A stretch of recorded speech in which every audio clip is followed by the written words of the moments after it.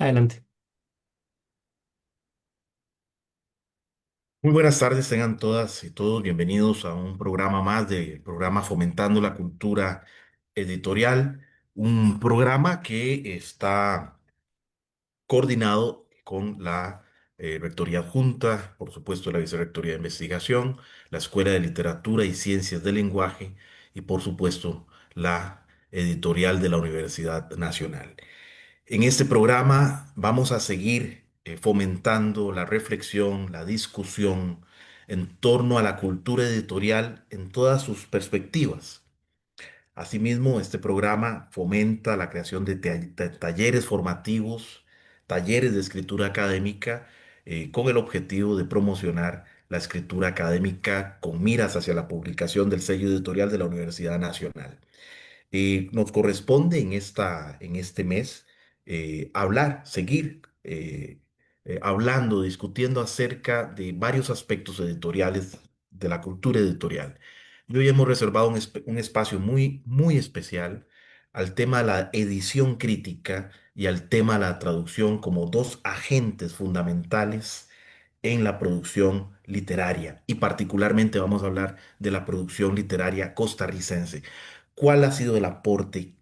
¿Cuáles son los desafíos que enfrenta la edición crítica? Un tipo de edición, como pueden notar, pues bastante especializada y que quizá no ha tenido el auge que hubiéramos querido, pero justamente hay trabajos significativos, pioneros, importantísimos que se han venido desarrollando en los últimos años y que quisiéramos seguir promoviendo, quisiéramos seguir rescatando junto con la labor de traducción y específicamente, repito, en el marco de la literatura costarricense. Y por ese motivo tengo el honor de contar con la participación de tres destacados especialistas en el ámbito literario, en la investigación literaria, en el ámbito de la edición y el ámbito de la traducción. Me refiero al doctor Leonardo Sancho Dobles, que nos acompaña desde la Universidad de Costa Rica. Bienvenido, Leonardo, a este programa y hasta tu casa también.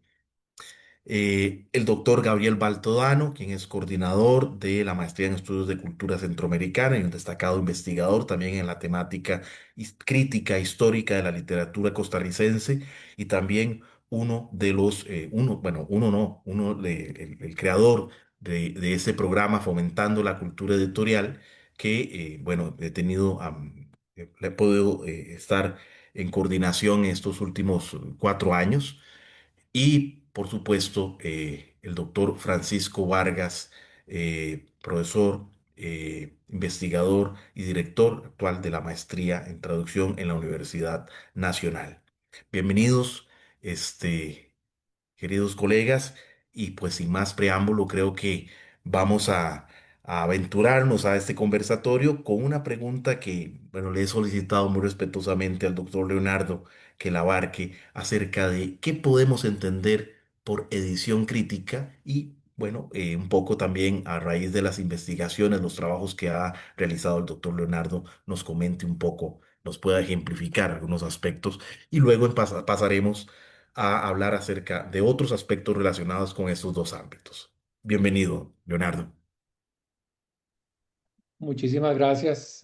Muy buenas tardes. Un gusto estar compartiendo con ustedes, con Mijail, con Gabriel y con Francisco, colegas de la Universidad Nacional en esta actividad de intercambio académico en el que pues, vamos haciendo camino sobre este tema de la cultura editorial y de las ediciones críticas. La pregunta, Mijail, ¿cómo abordar una edición crítica? Yo lo entiendo de una manera muy sencilla.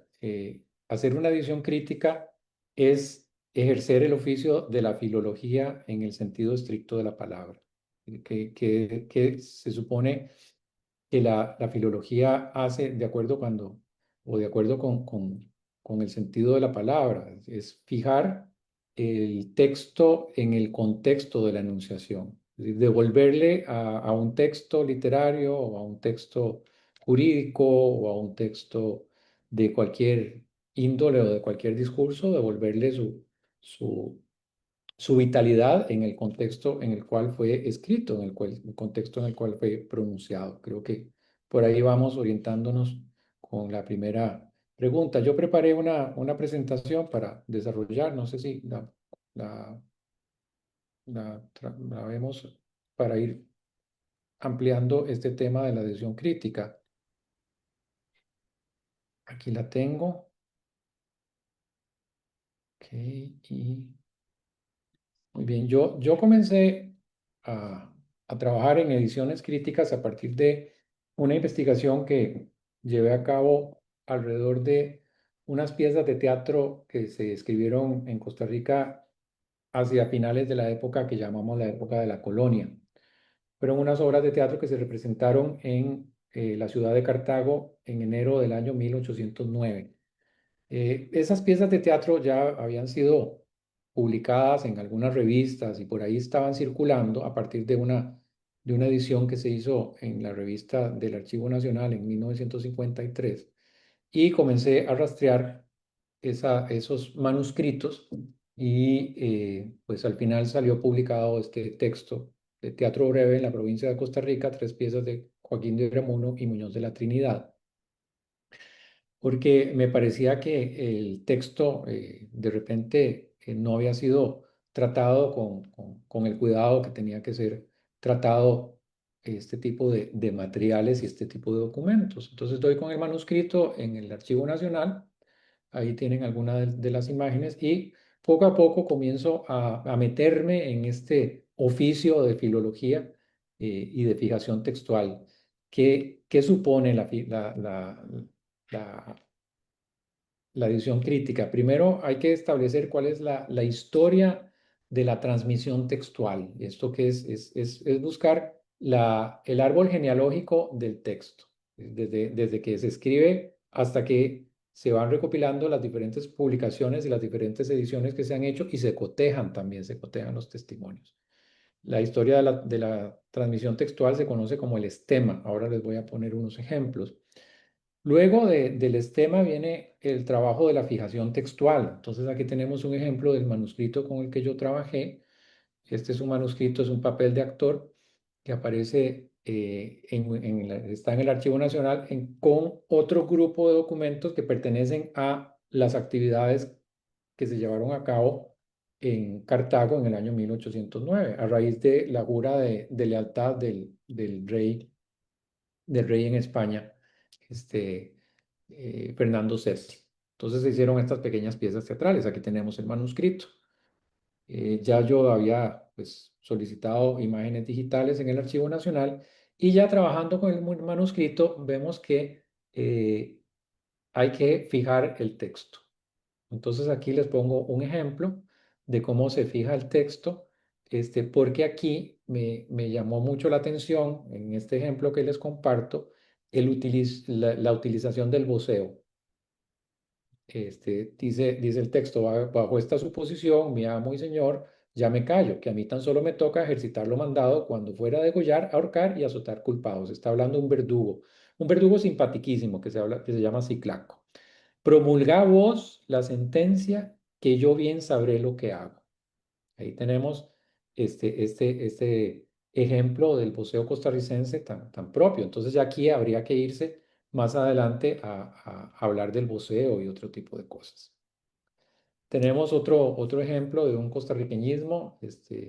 Fue prontamente arrojado al infierno, donde tiene el alma de este malvado. Bonaparte, donde reparte a todos sus convidados. Bonaparte da confites, donde está participado. Entonces, las piezas teatrales lo que hacían era acusar a Napoleón Bonaparte, que era un muñeco que estaba en escena, y entonces en el juicio está el verdugo, está la justicia, están las virtudes cardinales y lo juzgan. Entonces aquí aparece el onde, que es una manera muy particular del habla costarricense de decir dónde, ¿no?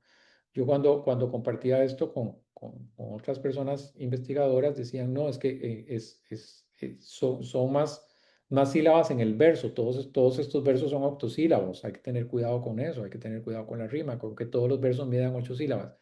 Y este resultaba un verso que no calzaba porque si uno le ponía dónde ya va a aumentar las sílabas. Pues aquí simplemente se respeta el onde. Y otro hallazgo divertido es este que les comparto, este, de otro de los personajes que dice, unas tienen ay, chica, sí, quito, no, ya no veo la presentación. Sí, unas tienen la frente como chiverrillo gelado y otras tienen las cejas como figura de gusano. ¿Esto qué significa? Es que de repente en el manuscrito tenemos chiverrillo helado, pero resulta que la palabra gelado es una palabra muy común en el habla costarricense. Incluso nosotros decimos, no señale las frutas porque se gelan y hay gente gelada. Entonces aquí ya vamos viendo cómo el mismo manuscrito me va abriendo toda esa cosmovisión y todo ese juego discursivo y ese juego semiótico y esa semiosis del contexto de la enunciación. Entonces, por ahí va el tema de la fijación textual. Tengo otro ejemplo de otros textos que se salen del ámbito costarricense, pero también los he trabajado en edición crítica. Una loa de Sor Juana Inés de la Cruz, que de repente tenemos el texto de 1689, donde, pues de acuerdo con la tipografía de aquella época, que era la tipografía gótica, tenemos una serie de características, ¿no? Y resulta que en una edición que se hace en 1955, podemos ver que la palabra grabado, es decir, aquí tenemos la palabra grabado, dos grabados arzones. La palabra grabado en la edición de 1955 se pone con B, como si fuera grabado de impresión, ¿no? Los arzones son estos instrumentos, las sillas de montar, y entonces aquí está hablando de que las sillas de montar están decoradas, porque la pone con B.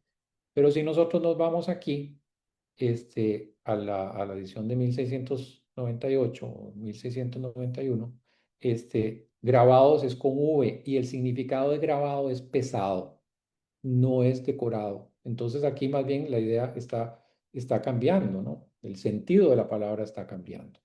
Este es un pequeño ejemplo, dos grabados arzones o dos decorados arzones o dos pesados arzones. Y luego otros ejemplos, aquí por ejemplo, nosotros en Sor Juana, dice, y de nuestras cortedades el perdón que suponemos de su grandeza pedimos. Yo siempre cuestiono y utilizo este ejemplo porque a la hora de hacer una edición crítica decimos, bueno, suponemos que su grandeza, suponemos de su grandeza o suponemos de su grandeza. Es decir, ahí la persona que hace edición crítica pues tiene que discernir en ese sentido. Y ya otro ejemplo que quería compartirles es otra investigación que hice alrededor de un manuscrito que hablaba de un naufragio que ocurrió en el año 1747 en las costas del Pacífico costarricense. Entonces tenemos el documento manuscrito, donde poco a poco, ya estableciendo la anotación y pasando a otra etapa de la fijación textual, después de la fijación textual, que es la anotación. Entonces ya hay que ir palabra por palabra, viendo a ver cuál palabra merece ser anotada, merece ser explicada. Y aquí hay que irse a diccionarios especializados, es decir, no nos podemos quedar con un simple diccionario de la lengua, sino que hay que ir a diccionarios del español antiguo, por ejemplo, el Covarrubias, el Corrominas, el diccionario de autoridades.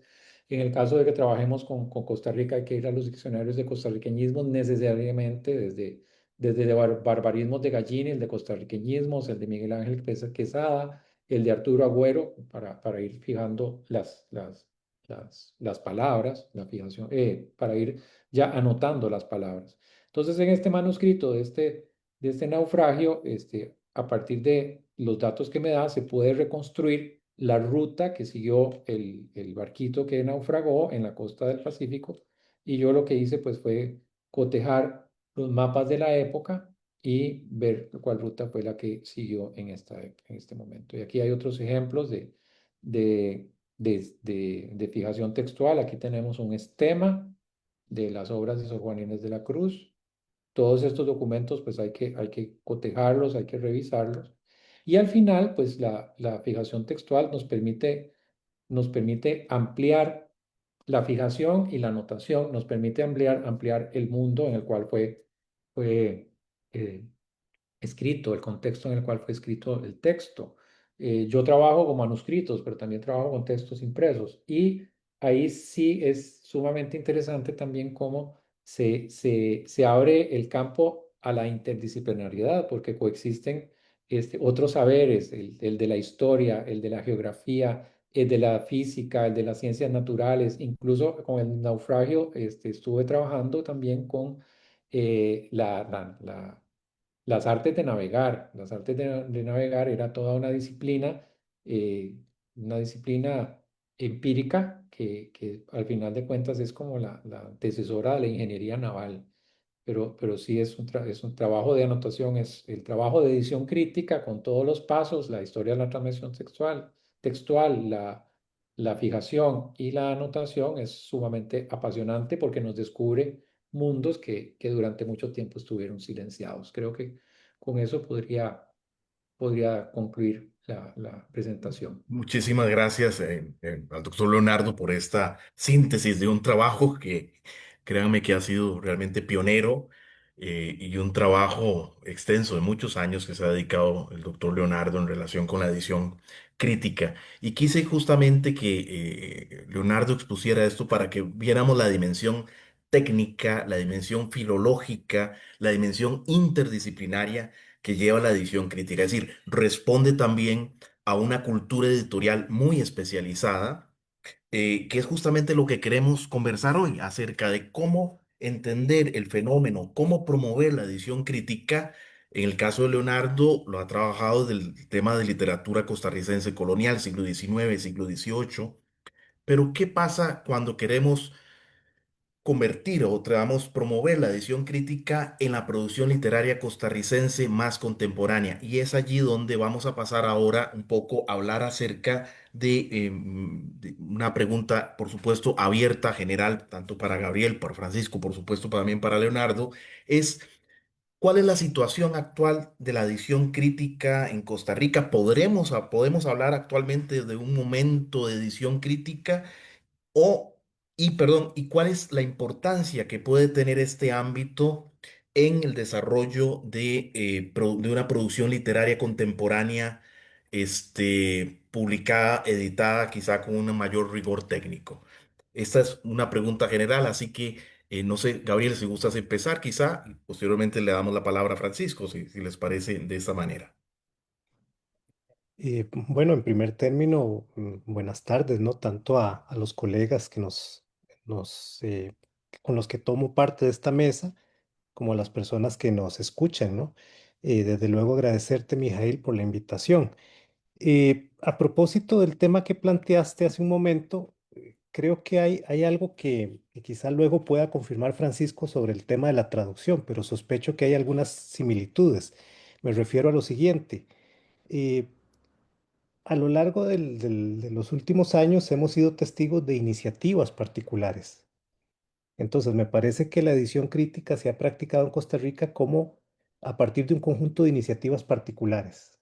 Y creo que paulatinamente lo que ha ido ganando es un cierto peso institucional. Entonces, me parece que se ha venido convirtiendo en un ejercicio cada vez más sistemático. De esto pueden dar cuenta, digamos, diferentes casos concretos. Qué sé yo, pienso, por ejemplo, en una magnífica edición crítica, que es además una traducción bilingüe latín-español de la Rusticatio Mexicana, ¿no? De Rafael Andívar, preparada hace ya bastantes años por Faustino Chamorro. Don Faustino fue profesor en la Universidad Nacional, fue incluso director de la editorial de la Universidad Nacional y tenía esta vertiente de su trabajo, ¿verdad? Entonces es un trabajo estupendo. Bueno, ya la Rusticatio, ¿no? Su versión bilingüe va por la tercera edición y bueno, es muy reconocida, se tiene por una edición, digamos, muy solvente, ¿no?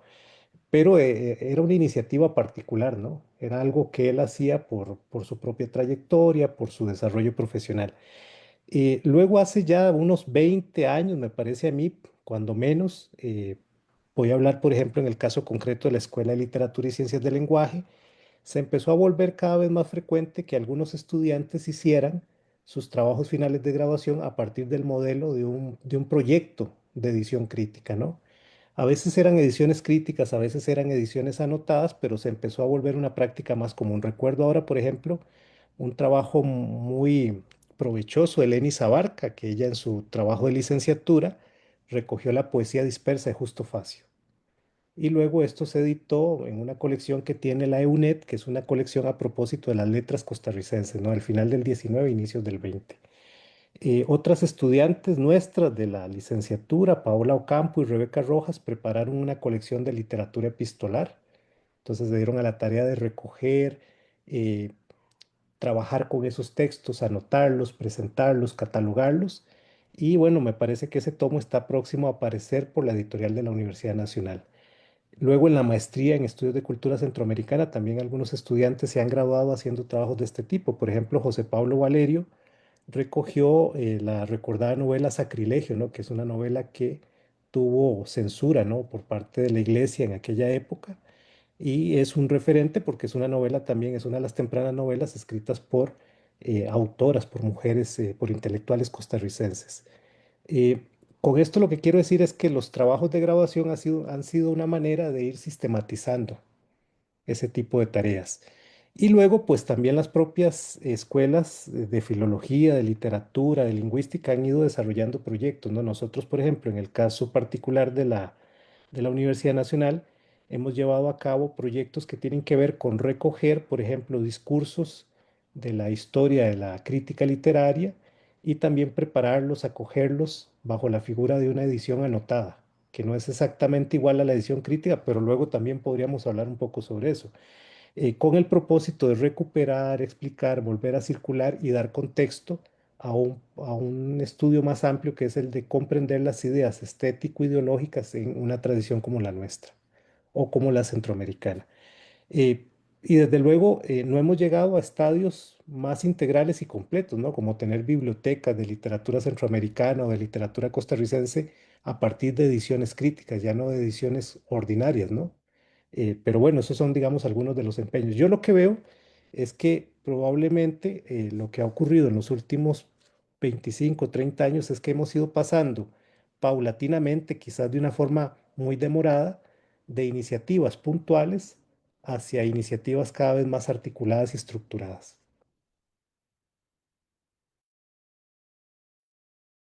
Francisco, estamos hablando, por supuesto, del tema de la edición crítica, pero también un tema que es sumamente correlacional es el tema de la traducción también, en el sentido que implica también un campo de especialización que quizá en el ámbito de la literatura costarricense no se ha dado mucho. Recuerdo muy bien el trabajo tanto Gabriel como ustedes realizaron en relación con el texto de la traducción en inglés de relatos cortos. Pero bueno, en general me gustaría saber tu opinión acerca, digamos, del desarrollo de la edición crítica, específicamente quizás de la traducción en el ámbito de la producción literaria. Sí, buenas tardes pues a mis colegas y a todos aquellos que nos estén viendo o escuchando, ¿no? Y para comenzar, un agradecimiento a Mijail y al programa de la promoción de la cultura editorial, ¿no?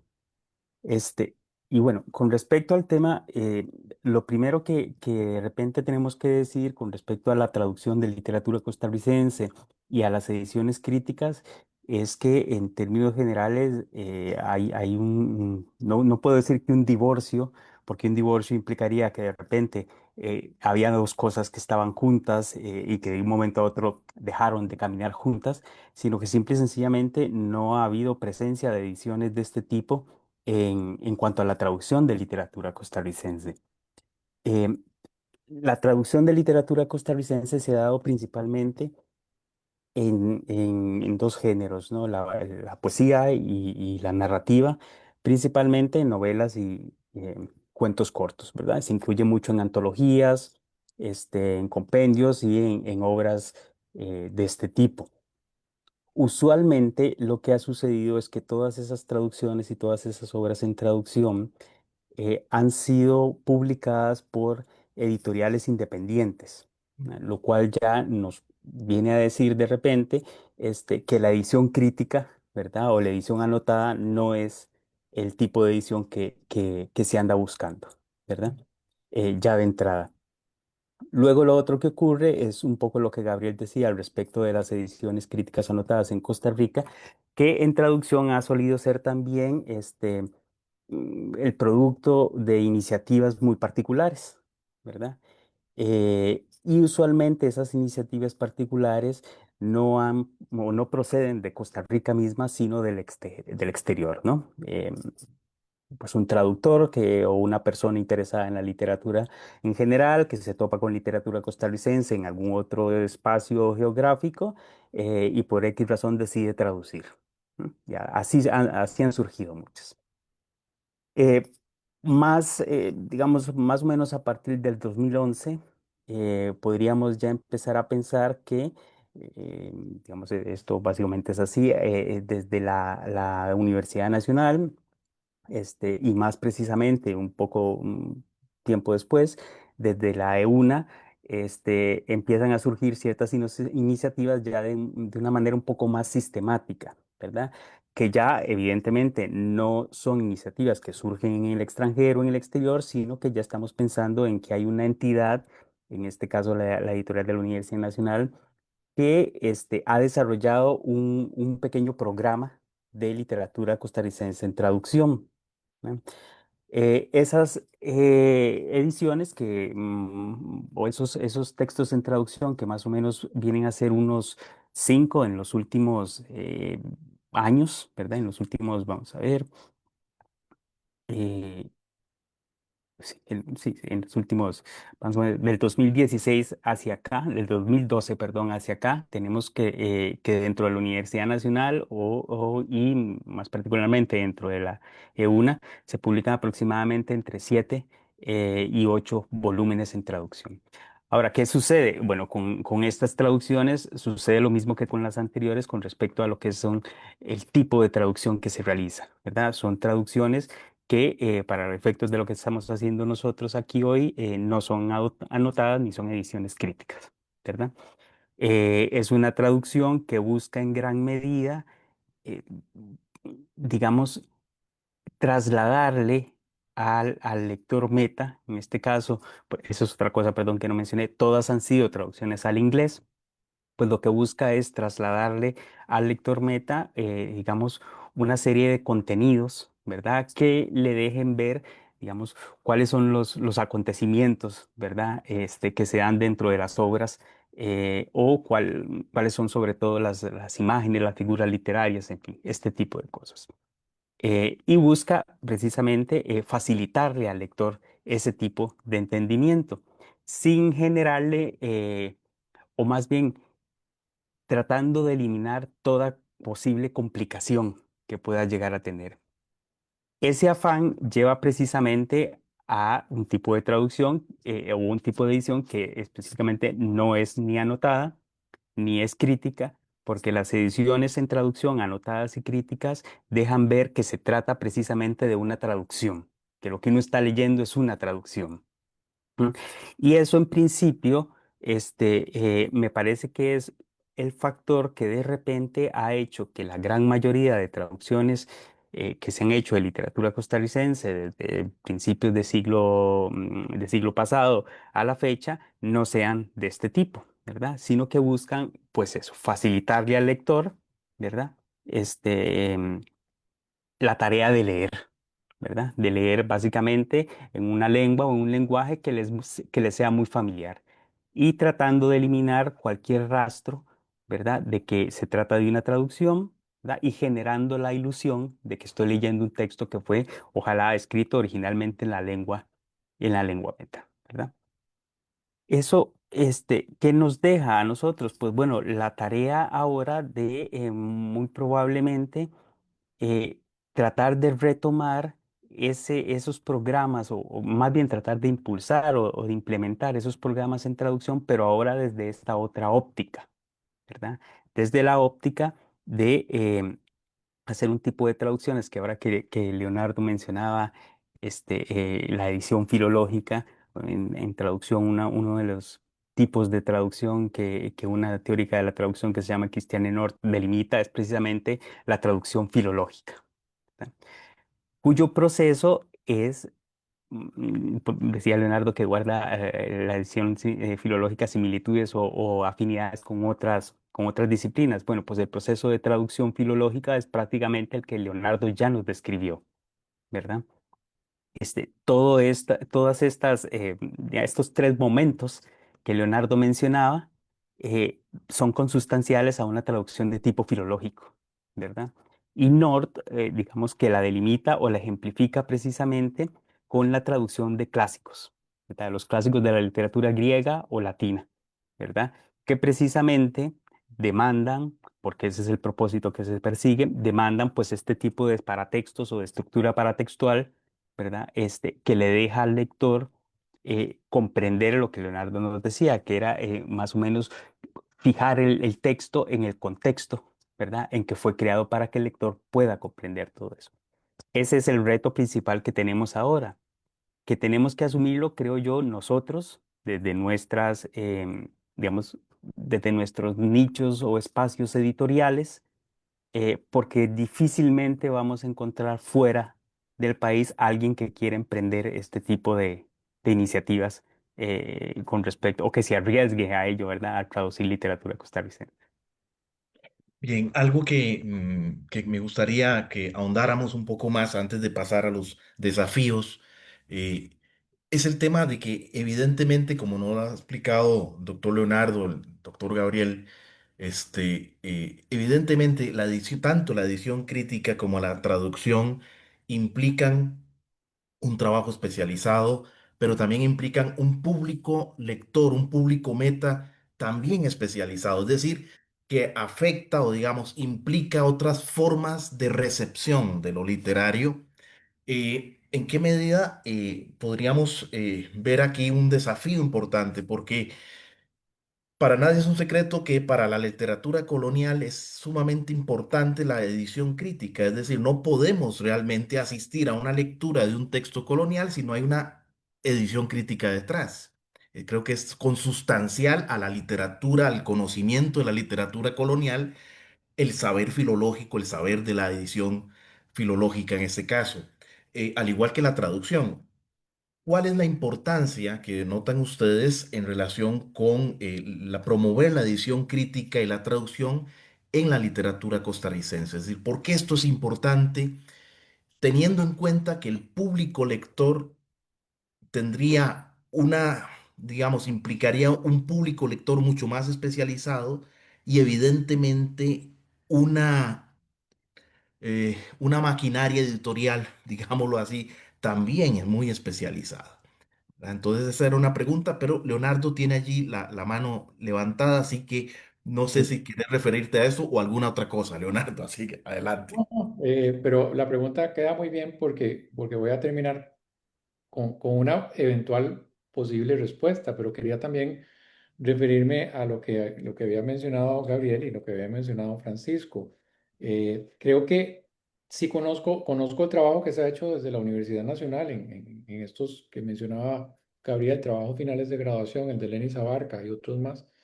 Y creo que ahí hay una huella de dos personas a las que nosotros pues, le debemos muchísimo. Uno de ellos es el profesor Juan Durán Lucio y otro de ellos es el profesor Álvaro Quesada. Es decir, Juan Durán y Álvaro Quesada eran muy cercanos y ellos poco a poco fueron abriendo trecho en este campo en el cual ahora estamos nosotros dando algunos pasos, ¿no? Somos herederos del trabajo que hicieron Juan Durán y, y Álvaro Quesada. Recuerdo, por ejemplo, el trabajo de Álvaro Quesada sobre la edición de Calzamiglia, del teatro de Calzamiglia.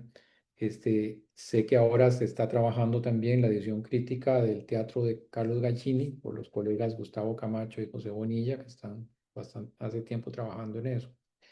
Y relacionándolo con lo que también planteaba en este momento, hace un momentito Francisco, con respecto a la traducción y esto de la traducción filológica, yo estaba ahora pensando que tanto la edición crítica como la traducción comparten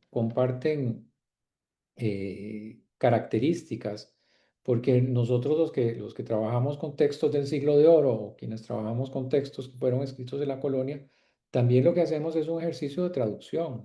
Estamos traduciendo eh, no de una lengua a otra lengua, no de un idioma a otro idioma, estamos traduciendo de un siglo a otro siglo. Es decir, ahí las coordenadas de traducción no son lingüísticas, sino que son temporales. Entonces también la edición crítica tiene un componente de traducción también, de traducción lingüística, pero desde desde las coordenadas de la historia de la lengua. Eso por ahí. Y luego los desafíos. ¿Cuál es la importancia de promover la edición crítica y la traducción en la literatura costarricense? Yo creo que esa pregunta la estamos trabajando poco a poco y Gabriel ya tiene bastante trecho recorrido con su trabajo que ha hecho recopilando los documentos que están en la Biblioteca Nacional alrededor del tema de la risa y también el trabajo del libro azul o el libro con el trabajo se me escapa el nombre ahorita del que habíamos comentado hace un tiempo, este, el texto el libro rojo y el libro rojo y el libro verde, creo Ah, que era. de Figueroa, de Figueroa. En Figueroa, exactamente.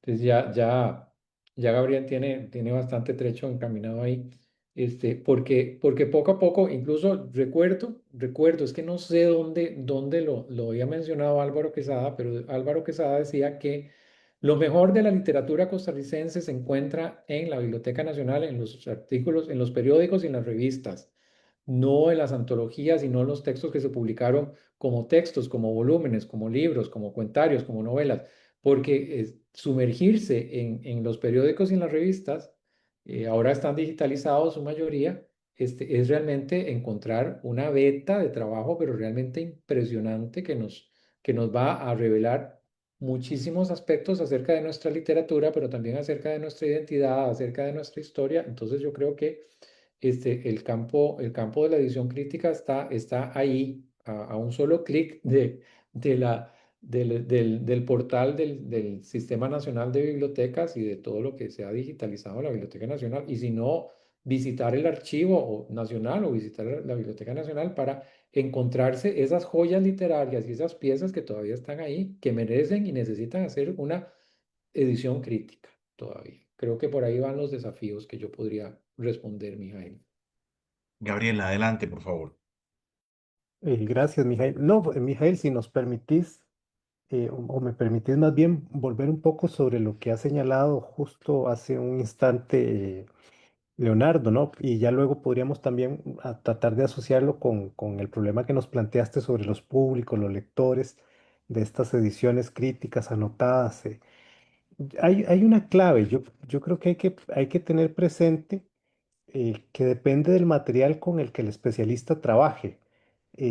Leonardo ha hecho un magnífico trabajo con textos coloniales, con textos de literatura virreinal, y entonces muchas veces quien se mueve en ese territorio eh, tiene que trabajar con unos materiales que están dados por la época. Estoy pensando en el tema de los manuscritos, ¿no? Los autógrafos.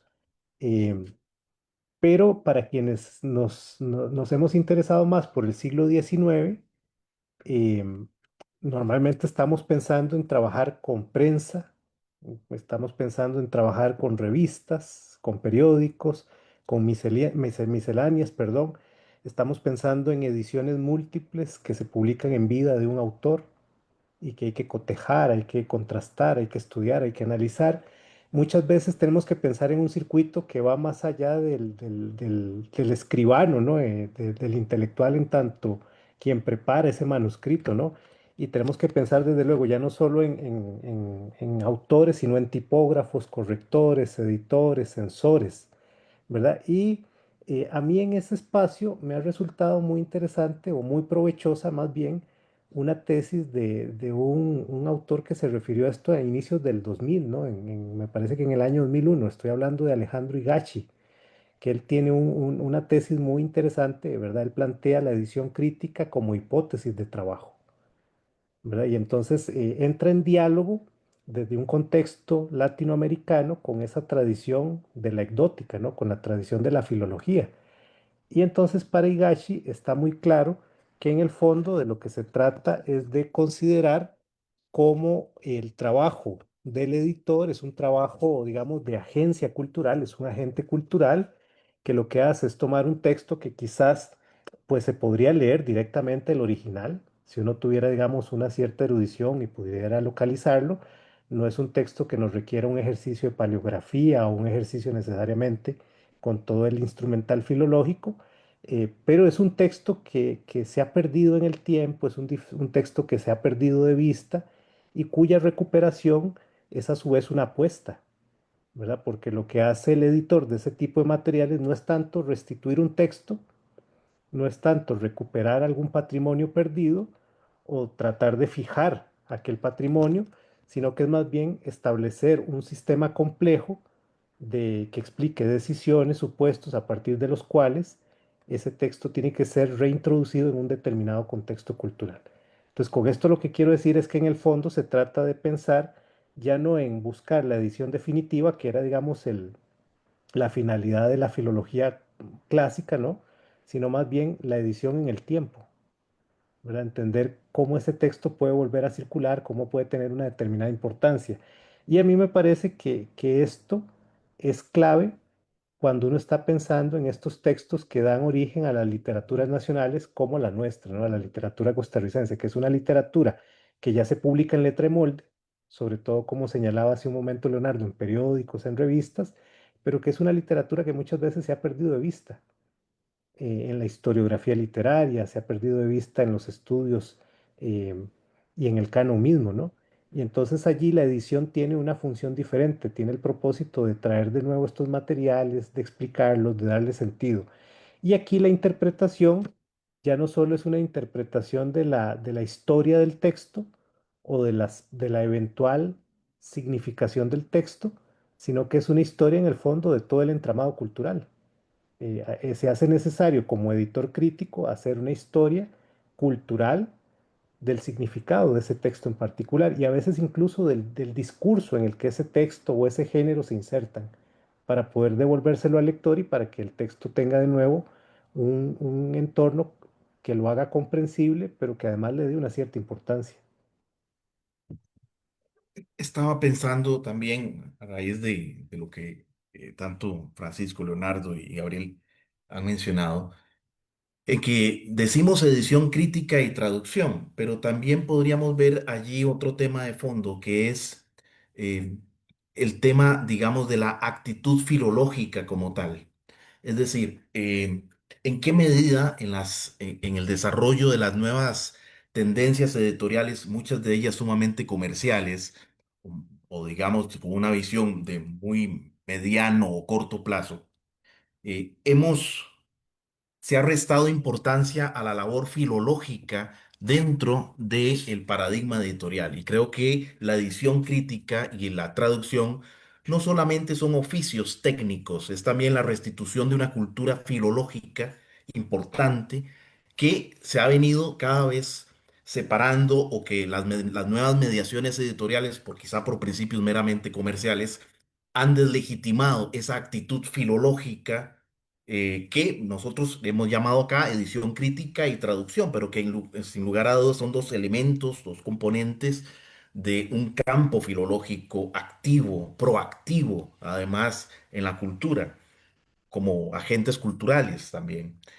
Y esto me lleva un poco a replantearles la pregunta acerca de cuál es ese reto más allá de la edición crítica, me refiero y la traducción, la implicación de un nuevo lector que está implicado en ese ejercicio de la edición y de la traducción. Un poco porque también no solamente se trata del trabajo técnico de la edición crítica y la traducción, sino que tiene que ver con la formación de una nueva cultura lectora, inclusive. Entonces, me gustaría si pudieran ampliar un poco, compartir algunas ideas desde sus diversos campos al respecto. Gracias. Adelante, Francisco, por favor. Sí, mira, desde el punto de vista de la traducción de una literatura como la nuestra, este, esa pregunta, digamos, ofrece unos problemas, unos obstáculos bastante grandes. Eh, un poco por lo que les decía anteriormente, ¿no? Cuando las iniciativas de traducción de literatura costarricense que han surgido afuera, se han dado, no es precisamente, no son iniciativas más bien que busquen ese acercamiento, ¿verdad? Como el que vos estás describiendo, ni tampoco a ese lector especializado. Bueno, precisamente porque, claro, en general son iniciativas lideradas por entidades editoriales que si bien son independientes, pues son entidades que buscan lucro, ¿no? Es decir, la gente que vive de eso y come de eso, ¿no? Entonces, claro, no se piensa en este otro tipo de lector especializado como el que vos estás diciendo. Pero bueno, al margen de eso, creo yo que para abordar ese tipo de lector habría que pensar en esa agencia cultural a la que se refería Gabriel, que pueden ejercitar un traductor o mejor aún una entidad editorial desde nuestro espacio. Creo que habría que pensarlo en dos vías, ¿verdad? La primera, no abandonar todas esas iniciativas que podrían surgir de la colaboración con entidades editoriales externas de corte independiente, ¿verdad?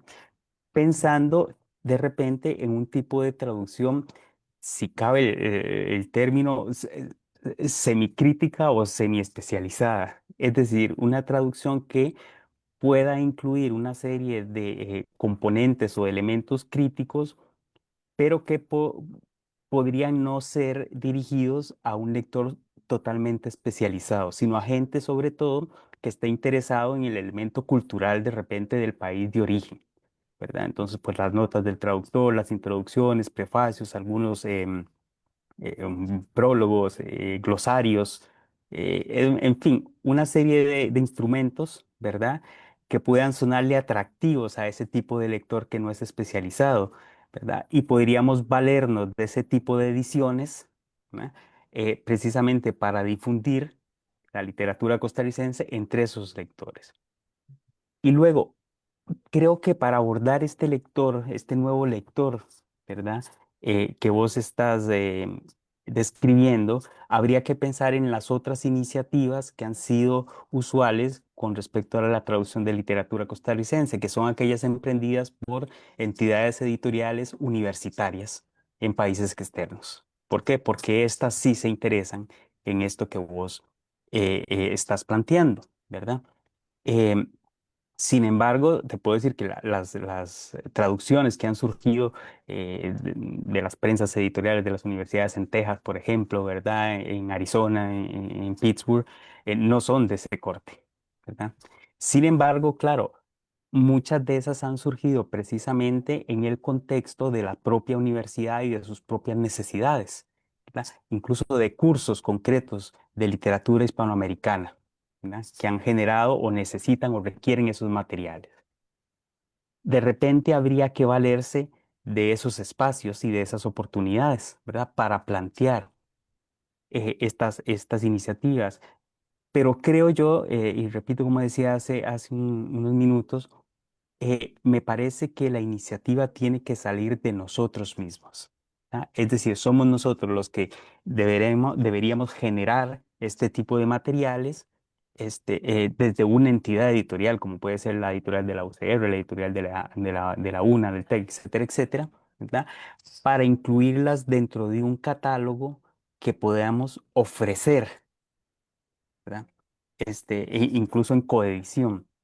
Cuando llegamos con esos materiales ya sí, pues no solo nos garantizamos, digamos, que podamos colocarlos, o bueno, o aumentamos la posibilidad de que se puedan colocar en el extranjero, sino que además llevan una estructura, un andamiaje paratextual, crítico, anotado, que transmita una mejor idea, ¿verdad? De lo que es el texto que se está a punto de leer, tal y como decía Gabriel, ¿verdad? Y como decía Leonardo también, una idea de un texto más contextualizado, de la función que cumple dentro de unas coordenadas históricas y geográficas concretas, ¿verdad? Y de las interacciones que ese texto tuvo. Entonces, me parece que, pero a la vez que esas son las oportunidades que tenemos, es el gran reto también, ¿verdad? De atraer a esas instancias. Por supuesto. Adelante, Gabriel. Gracias, Mijail. Bueno, quizás también habría que añadir a lo que se ha dicho antes, a lo que señalaba Francisco y desde luego también a lo que señalaba Leonardo, y pensando un poco en el contexto de que estamos en una mesa redonda auspiciada por la editorial de la Universidad Nacional. Habría que decir que también hay que tener conciencia de que normalmente este tipo de ediciones muy cuidadas, este tipo de bibliotecas integrales, balanceadas, estos conjuntos de traducciones sistemáticas, son posibles cuando una industria editorial alcanza un grado relativo de desarrollo. Ujú, Y habría que señalar, ¿verdad? Sin que ello sea encontrar un defecto, ¿no? Habría que señalar que nuestro aparato editorial, nuestra actividad editorial, empezó con grandes dificultades, ¿no? Fue desde finales del 19, inicios del 20, una actividad un poco rudimentaria, incluso una actividad atravesada por la precariedad. Uno lo puede percibir en la historia material de esos productos, ¿no? Uno puede pensar, por ejemplo, recordar el caso insigne de Joaquín García Monge en su faceta de editor, y bueno, encontrar que muchos de los materiales que el propio don Joaquín publicaba los hacía con enorme dificultad. Nos ha dejado testimonio, ¿no? De las deudas con Alsina, ¿no? Con la mm, imprenta y todo este tipo de mm. cosas. Y se ve en el papel, se ve en la tipografía, se ve en los formatos. Eh, ¿Qué quiero decir con esto? Voy a lo siguiente. Muchos de los textos que hoy en día consideramos fundamentales, definitivos de nuestra tradición literaria, son textos que fueron publicados en una enorme precariedad. Y eso quiere decir que no podemos dar por sentado que aquellos textos están en las mejores condiciones posibles. Basta con hacer un ejercicio. Hace algunos meses comentaba con un colega, con el doctor Carlos Francisco Monge, un trabajo que él mismo estaba emprendiendo a propósito de hojarasca, de Ricardo Fernández Guardia. Y bueno, estaba sorprendido de poder comprobar todos los defectos que existen entre ediciones, todas las variaciones, ¿verdad? A propósito de este conjunto de cuentos. Yo creo, Mijail, a propósito de tu pregunta, que el lector costarricense en general, desde luego el lector que tiene una mirada quizás ya más entrenada, aquel que estudia con más detalle la historia cultural, el arte, la literatura, pero también el aparato educativo en su conjunto, merecen ediciones más cuidadas, ¿verdad? Hay que hacer una especie de crítica del ejercicio de la edición en Costa Rica y plantearse cuántos de estos libros que leemos y reimprimimos, porque se reimprimen con todos esos hierros, conviene ya revisarlos, ajustarlos para garantizar cosas que no están garantizadas: la fidelidad, la precisión e incluso la totalidad, porque todavía de esos escritores clásicos no tenemos las obras completas editadas. No solo carecemos de ediciones críticas, de ediciones anotadas, sino que carecemos de conjuntos de obra completa. Y entonces es muy difícil realmente saber si lo que se nos ha dicho sobre nuestros clásicos es preciso, es exacto, porque siquiera alcanza a abarcar el conjunto de su obra. Gracias, Gabriel. Leonardo, no sé si tienes algún comentario al respecto, alguna apreciación. No, pues creo que ya Francisco y Gabriel han abordado bien, muy bien la respuesta a la inquietud tuya de esta cultura, de esta cultura que poco a poco se va fomentando en el campo de las traducciones y en el campo de las ediciones críticas. Es un trabajo eh, que se lleva a cabo despacio. Incluso ahora me llamó la atención, claro, que Gabriel mencionara a don Faustino Chamorro y la edición de la Rusticatio Mexicana, y que mencionáramos a Álvaro Quesada y a Juan Durán, porque poco a poco vemos que en esta actividad en la cual estamos ahora, hemos señalado el trecho que poco a poco se ha estado abriendo en este campo. El trillo por el que vamos en las traducciones y en las ediciones críticas. Y en el asunto editorial, pues no podemos aspirar a que estas ediciones pues sean ediciones comerciales. Esto se hace al amparo de las editoriales académicas, de las universidades, pero sí poco a poco podemos ir divulgando más este trabajo. Esta actividad que estamos haciendo es parte de ese proceso de ir generando no solamente ese lector o hipotético lector o lectora, sino esa cultura de que nos vayamos familiarizando más con este tipo de trabajos. Y poco a poco veremos los resultados, como estamos viendo en este momento los resultados de lo que hizo en su momento Faustino Chamorro y lo que hizo en su momento Juan Durán y lo que hizo en su momento Álvaro Quesada. Yo creo que ya con el solo hecho de que estemos aquí conversando alrededor de esto, ya poco a poco vamos haciendo camino.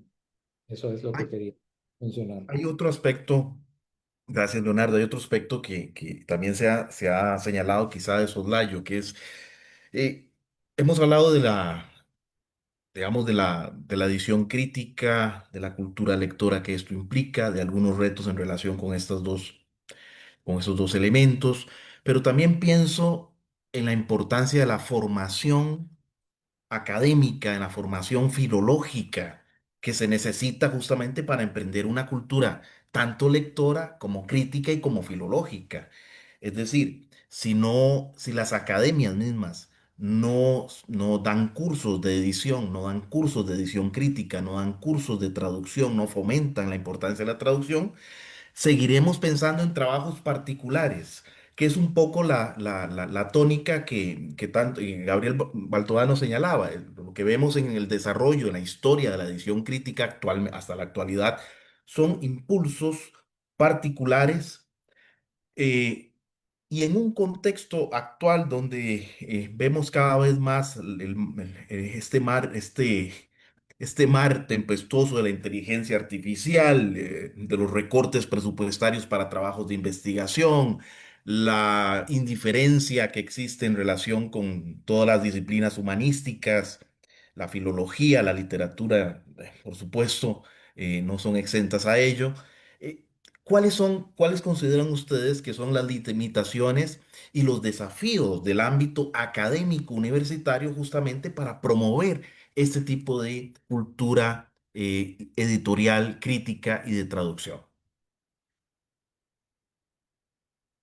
Po- Adelante, Gabriel, por favor, gracias.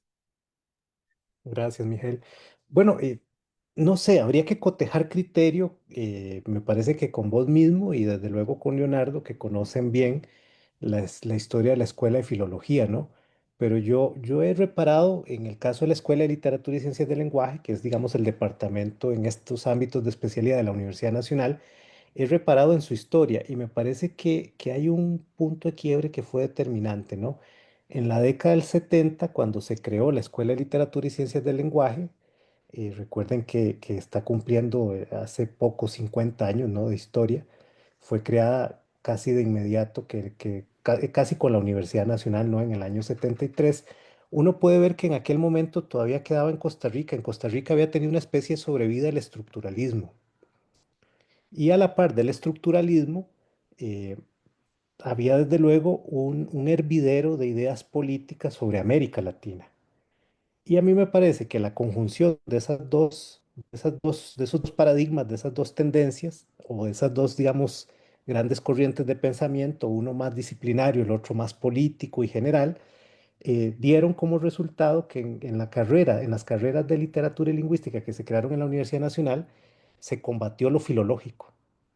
¿Verdad? Se percibía que la filología era una disciplina que pertenecía o al pasado o a ciertas élites, o que de alguna forma estaba asociada con una tradición cultural que no era la latinoamericana, Ujú, ¿verdad? Por toda esta larga tradición de la ecdótica, la fijación de los textos medievales, los manuscritos y tal. Y me parece que eso nos llevó al otro extremo, desde luego que generó ciertos desarrollos muy interesantes, pero también nos llevó 30, 40 años después al otro extremo, que fue que de los cursos que componen los programas de estudio, se fue eliminando todo lo que tuviera que ver con el trabajo filológico. Y lo que ha ocurrido luego es que los que hemos querido desarrollar este tipo de trabajo lo hemos hecho un poco de forma empírica, ¿no? Aunque se trate de un ejercicio profesional. Y los estudiantes se han quedado con escasos recursos para hacerlo.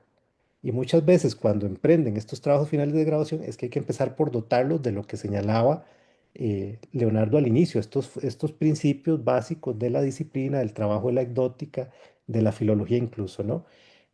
Creo que eso hay que empezar a revertirlo sistemáticamente. Les decía que no conozco tan bien cómo se ha desarrollado el tema en la Universidad de Costa Rica, en su escuela de filología, pero es evidente que en la Universidad Nacional hay que hacer un esfuerzo grande, ¿no? Y también por eso este tipo de iniciativas propiciando seminarios.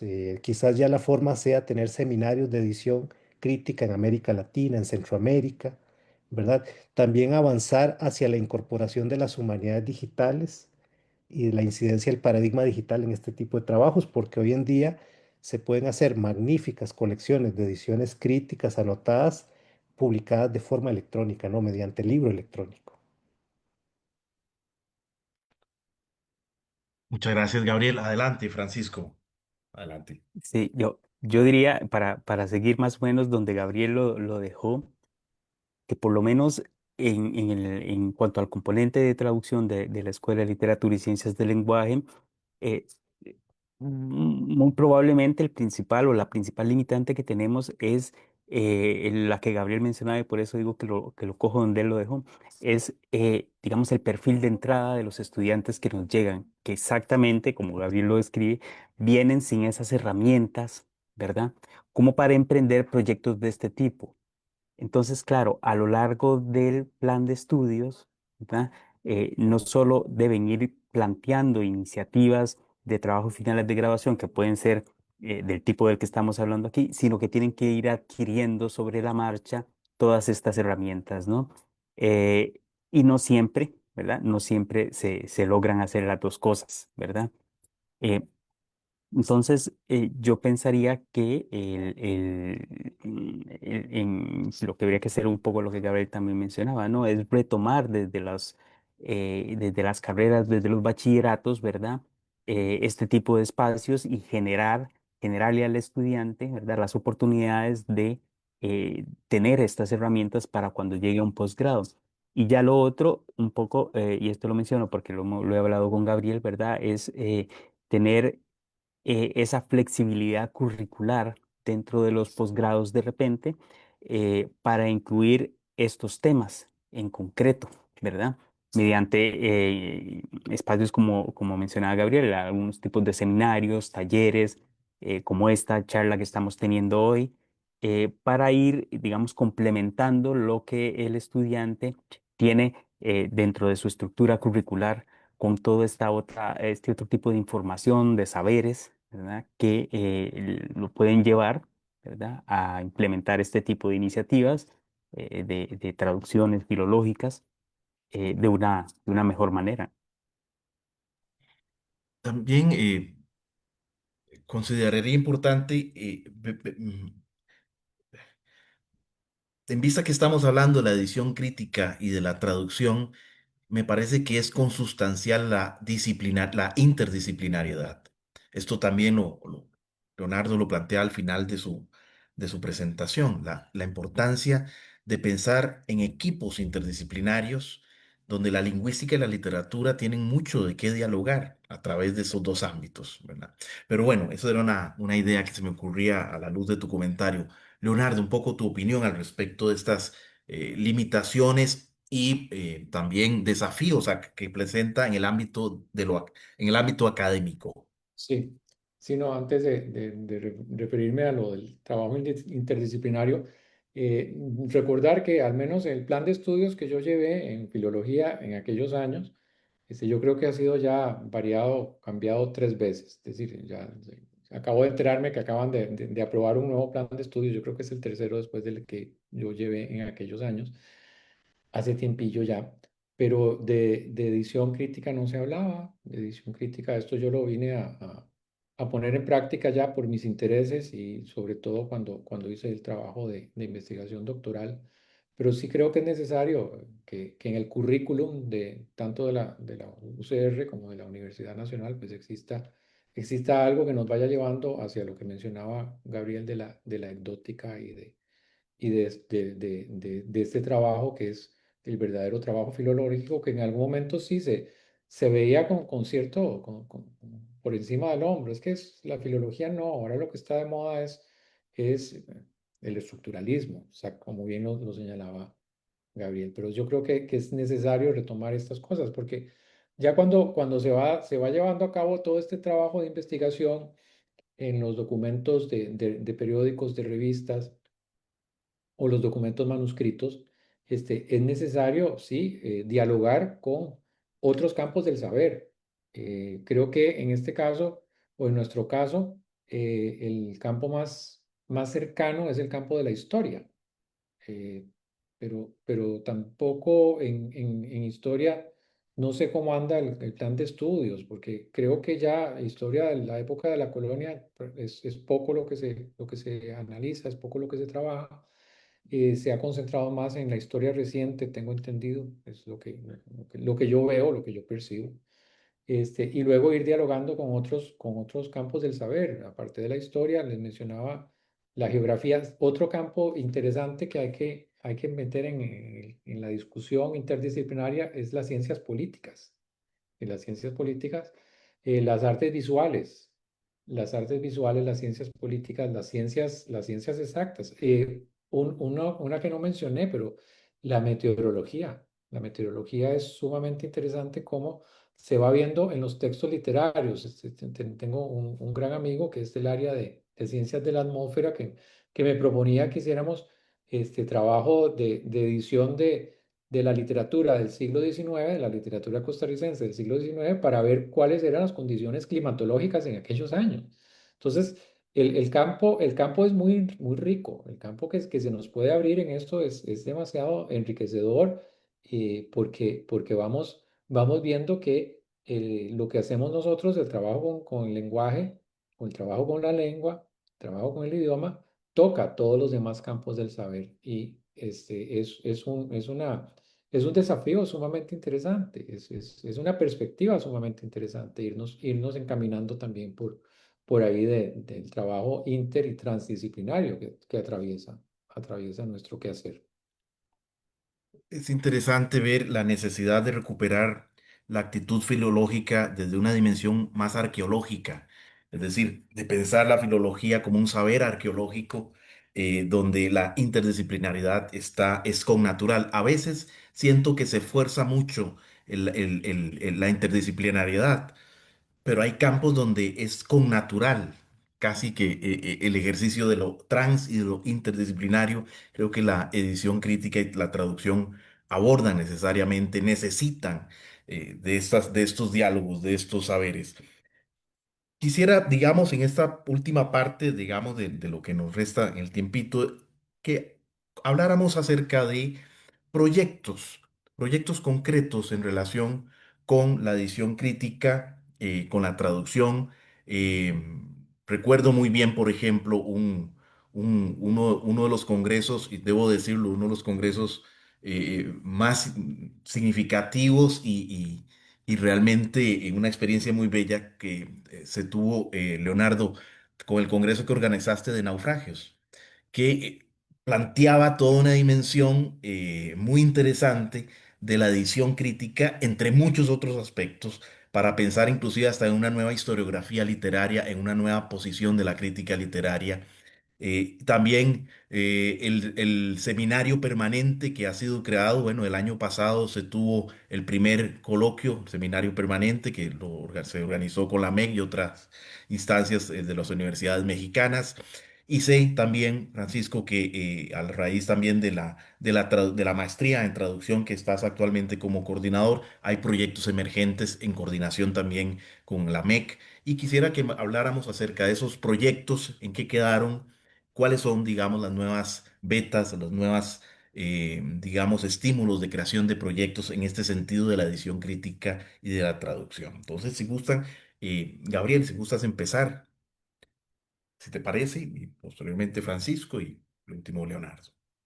Bueno, muchas gracias, Mijail. Vamos a ver, eh, los proyectos son muchos, ¿verdad? Lo que suele escasear es el tiempo y los recursos. Dijiste hace un rato algo que es una verdad como un templo, y es que cada vez es más difícil encontrar recursos, incluso a lo interno de las universidades públicas, para tareas que tienen que ver con la cultura, con la educación, con las letras.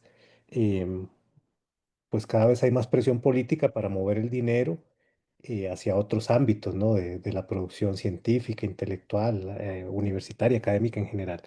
Pero bueno, eh, a propósito, por ejemplo, de lo que mencionaste sobre el seminario de revistas, que es una iniciativa que organizamos con la Universidad Nacional Autónoma de México, bueno, ha surgido allí, por ejemplo, la necesidad de hacer ediciones facsimilares, que es otra vertiente, ¿no? ediciones facsimilares que tienen desde luego una dimensión crítica, ¿no? De las revistas, de ciertas revistas centroamericanas. Voy a referirme a un único caso en concreto, que es un trabajo que ha venido desarrollando la doctora Alejandra Galicia, académica investigadora de la Universidad del Estado de Morelos. Alejandra tardó varios años de trabajo, de investigación para reunir los diferentes números de la revista Ariel de Froilán Turcios, que es una revista que justamente en 2025 estamos conmemorando 100 años de su aparición y que es una revista fundamental, no solo porque es la gran revista de Turcios, que junto con García Monge son los dos grandes editores centroamericanos, sino porque además es una revista que está muy asociada con todo el desarrollo del sandinismo, con todo el desarrollo del sandinismo inicial, quiero decir, ¿no? De principios del siglo XX, ¿no? Que está asociada con todas las redes de colaboración, de empatía, de cercanía con Sandino, y que me parece que además es de una enorme belleza, de un enorme atractivo, de una enorme riqueza. Pero bueno, no hay un repositorio donde esté la revista completa. En Costa Rica hay algunos números, hay otros más en Honduras, hay algunos en México, hay algunos incluso en el Instituto Iberoamericano de Berlín. Así que hay que recogerlos por todas partes. Parece indispensable, ¿no? Tener una edición facsimilar de Ariel, pero así hay otros casos, ¿no? De revistas emblemáticas que no tenemos siquiera restituidas, porque nuestros acervos son muy limitados, son muy pobres, ¿no? Así que esa es una tarea que me parece que también conviene emprender. Hay también una enorme necesidad, me parece a mí, de contar con una biblioteca básica centroamericana, con una biblioteca básica costarricense, donde haya clásicos elaborados a partir de ediciones críticas. Mencionaba yo el caso del trabajo de Faustino, ¿no? De don Faustino Chamorro, pero también habría que recordar, por ejemplo, el de Héctor Leiva en Honduras, ¿no? Recuperando textos de Paz y Salgado. Pero como ustedes saben bien, se trata de iniciativas puntuales que están desconectadas. Y lo ideal es que las editoriales universitarias pudieran llevar a cabo el desarrollo de una auténtica biblioteca. Vean que ya ni siquiera pienso en todos esos textos que sabe muy bien Leonardo, que están por allí dispersos y perdidos. Siquiera los que sabemos que están editados y que han sido editados sistemáticamente, ni siquiera eso los tenemos reunidos, ¿no? Nosotros a lo interno de la escuela también hemos desarrollado un par de proyectos con el profesor Carlos Francisco Monge. Entre 2014 y 2018 hicimos un proyecto bastante extenso en el que recuperamos me parece que eran más de 10 tomos de estudios que son, digamos, los estudios iniciales, los hitos de la crítica literaria en Costa Rica, ¿no?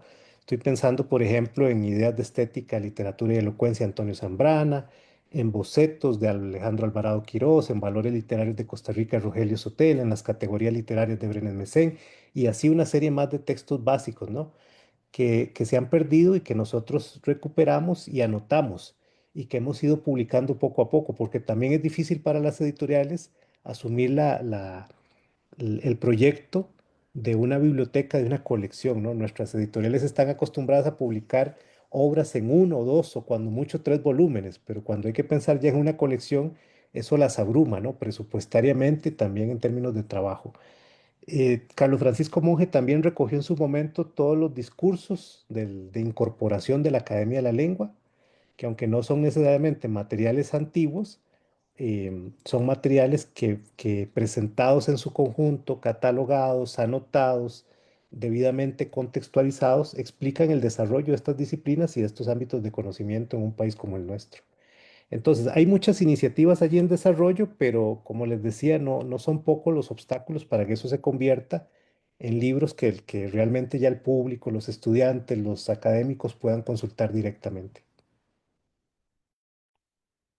Francisco, no dejo de pensar en la escuela, la maestría en traducción, sobre todo por la gran relevancia de oferta académica que tienen las carreras de inglés, que tienen las carreras, y cómo llevar a esa masa de estudiantes a dirigirlos a un proyecto de traducción. ¿Qué está haciendo, digamos, la escuela, la maestría en traducción? ¿Qué proyectos se están gestionando en esa ruta? Ujú. Hay que tomar en cuenta, creo que en principio dos cosas. Uno, un poco lo que vos estabas diciendo o sugiriendo sobre digamos, la proyección que tiene la maestría. Este año que viene abrimos promoción y puede que abramos una promoción más o menos como de unos 40 estudiantes. Así que vamos a tener, digamos, bastantes estudiantes. Y lo segundo es que muchos, en gran medida los estudiantes, cuando tienen que seleccionar en qué ámbito de la traducción hacer sus trabajos finales de graduación, optan por la traducción de literatura. ¿M? Ya sea de literatura al inglés, generalmente, o de literatura de algún ámbito de habla inglesa al español, ¿no? Entonces, ya de entrada, digamos que contamos con buenas opciones, ¿verdad? Para armar lo que a partir del próximo año, como les decía, que abrimos promoción, estamos pensando como en una suerte de programa de traducción de literatura, ¿verdad? Ya sea de literatura costarricense al inglés o la vía opuesta para lograr, vamos a ver, implementar estas iniciativas que, como les decía, generación tras generación se van dando, pero para hacerlas, digamos, dotarlas de una mayor sistematicidad, no solo de que se mantengan las traducciones de manera constante, sino con unos ciertos enfoques concretos, ¿verdad? Esto que estamos hablando hoy, ¿verdad? Del tipo de traducción filológica, digamos, es uno de los enfoques que queremos implementar. Es decir, que se vayan produciendo estos materiales, ¿verdad? Y que se vayan, digamos, elaborando estas traducciones filológicas dentro del posgrado como proyectos finales de graduación a partir de unos materiales también muy seleccionados. ¿verdad? Hace unos 8 días hablaba yo con Gabriel y con otros colegas precisamente en que sería buena idea, una buena idea, elaborar unas listas de materiales, digamos, que podemos sí, dentro de los cuales podemos ubicar diferentes estudiantes y que son materiales, obras literarias, ya sea extranjeras o locales, que nosotros estaríamos interesados en que se traduzcan, ¿verdad? Porque hasta ahora lo que ha sucedido es que el estudiante selecciona su texto por traducir cuando se trata de traducción. Entonces, pues lo que queremos es eso, encauzarlo un poco más, ¿verdad? Hacia ciertos intereses, hacia ciertos tipos de traducción, este, que nos den unos, digamos, resultados más específicos en diferentes áreas de la traducción literaria, en este caso. Muchas gracias, Francisco. Leonardo, desde tu punto de vista como investigador, pero también como una persona sumamente activa en redes de investigación que tienen que ver también con el campo de la investigación filológica, el siglo de oro, etcétera, eh, ¿cuáles proyectos se están gestando? ¿Tienes conocimiento? Y si quieres, pues comentar algún proyecto que estés actualmente llevando a cabo en relación con el tema de la edición crítica.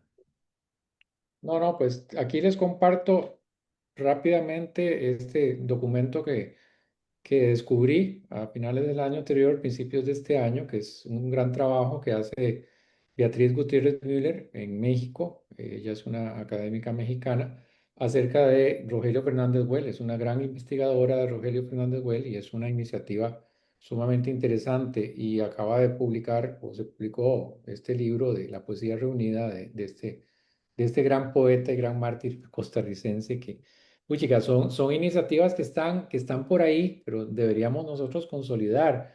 Ahora que estaba escuchando lo que hemos estado conversando y lo que has planteado, Mijail, Francisco y Gabriel, estaba pensando en una idea utópica, en resucitar aquella iniciativa de los años 70 y años 80, que era la iniciativa de Sergio Ramírez de la Editorial Universitaria Centroamericana, EDUCA, y el ZUCA también, que fueron muy importantes, que agrupaban a las universidades centroamericanas y que tenían una cultura editorial, esto es sumamente interesante, y trabajar con ellos o trabajar desde esa idea utópica, pues ediciones de obras completas que son necesarias. Es necesaria en este momento la edición de las obras completas de Carlos Gallini.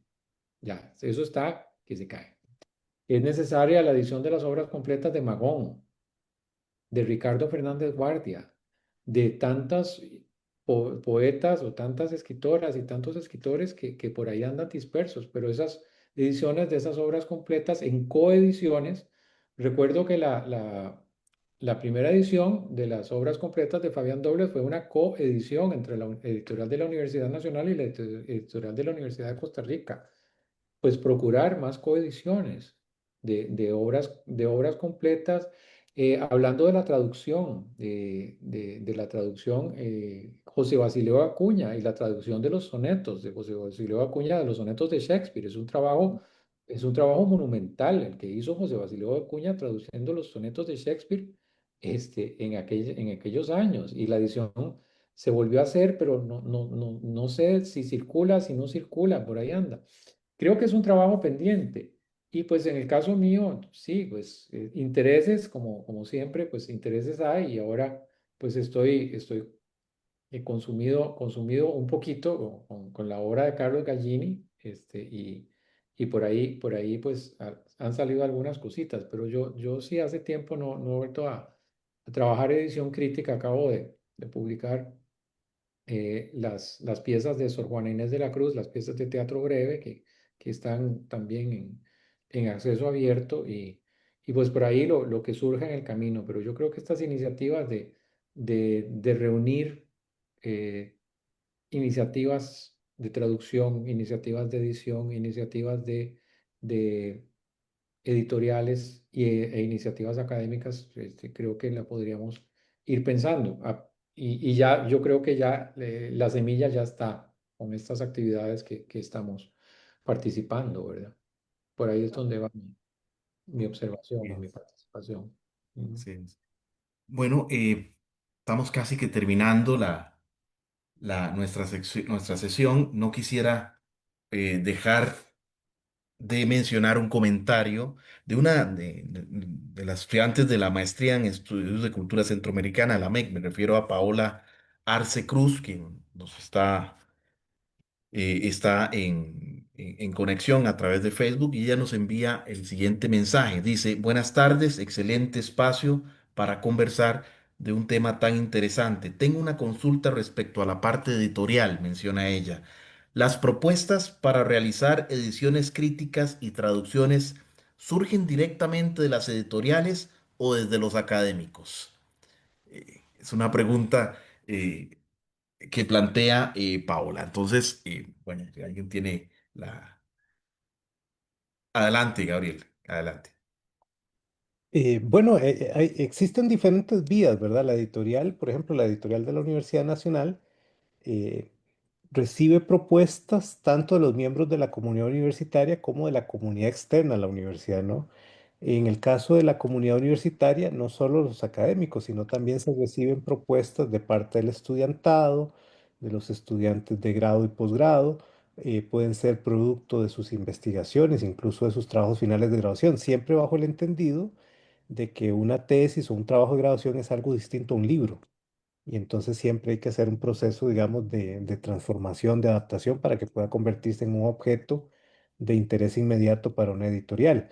Entonces, en general, los universitarios pueden presentar sus propuestas. Para ello hay un formato que está establecido en la página, en el portal electrónico de la editorial, pero también hay convocatorias que son para las personas que no participan de la comunidad universitaria. Entonces, en general, el público, intelectuales, profesionales, en general cualquier ciudadano puede hacer su propuesta.